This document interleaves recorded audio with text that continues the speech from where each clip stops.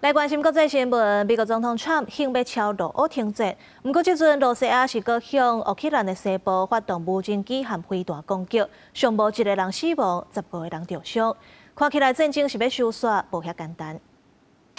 这栋厝大火了，消防员喷水拍火，不过已经未好啊，规栋厝拢烧了了，车也烧甲剩车架啊。罗西亚用574台无人机、40个飞弹攻击乌克兰西部，伫咧外匈牙利边境的一间美国电子工厂也被攻击。 We want President Trump to see, to understand that Russia is destroying American business in Ukraine. 罗西亚国防部讲，攻击的目标是乌克兰军工企业有无人机工厂、仓库、飞弹发射场，甲乌军集结的所在，并无针对平民。乌克兰总统泽伦斯基强调，这笔轰炸有美国工厂被攻击。 До речі, американське підприємство виробника електротехніки, і це побутові електроприлади, нічого воєнного. 即天罗双方分别伫咧乌克兰东西部展示军事成果。乌克兰的影片显示因夺回顿内刺客，俄罗斯也提画面证明因摕到乌东的村庄。这款代志拢是发生伫咧美国总统川普伫咧北京主持和平谈判，伊国家罗西亚总统普京通电话了无几天，罗西亚讲要谈会使爱照步来。泽伦斯基是指控普京一直拖时间。